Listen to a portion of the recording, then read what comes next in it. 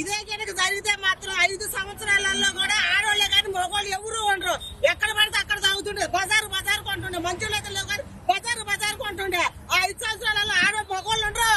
చూతుగారు ఉండండి మగవాళ్ళు. ఇదే కనుక జరిగితే మగవాళ్ళు ఉండరు. వాళ్ళే బాగుండాలి. ఎవరికాడోళ్ళే పేదోళ్ళేమో భర్తలు పోయి ఎవరికాలం భర్తలు పోయి ఆగమైపోవాలి. కేవలం ఏదైనా చిన్నపిల్లలు ఉంటారు. చిన్నపిల్లల చదువు కూడా ఎంత ఇదిగా ఆగమైపోతున్నారు.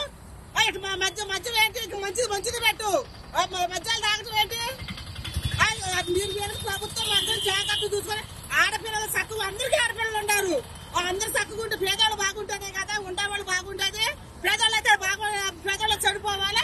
ఉండేవాళ్ళు ఏమో తాతలు తండ్రులు ముద్దు 70-80 సంవత్సరాలు ఉండాలి. వీళ్ళు పేదవాళ్ళే పని చేసి ఖర్చు తాగాము 60 సంవత్సరాలు 30 సంవత్సరాలు వీళ్ళు చచ్చిపోవాలి. అదే ప్రభుత్వం అనేది నిజాయితీగా ఉండు. నిప్పులాగుంటేనే అది ప్రభుత్వం అయింది. ఎవరికైనా అందరికీ బిడ్డలు ఉన్నారు. ఒక్కొక్కరికి 2-3 ఆడపిల్లలు ఉన్నారు. లేరా ప్రభుత్వంలో ఉండేవాళ్ళు పవన్ కళ్యాణ్ లేరు 2 ఆడపిల్లలు? అర్థం చేసుకోవాలా ఎవరైనా సరే. న్యాయ పరిపాలించండి, న్యాయంగా ఉండండి.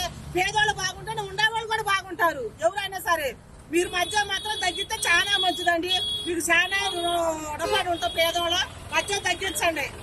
ఉండాలి కానీ మరి కలిసి మధ్య కూడా వస్తుందని అంటున్నారు. కలిసి మధ్య కూడా తగ్గించాలి. ఏదైనా సరే న్యాయాన్ని కష్టపడేవాళ్ళే. ఇవాళ ఉంటే రేపు లేదు. మగవాళ్ళు బట్టి ఆడవాళ్ళు ఎంత ఇదిగా ఉంటుంది.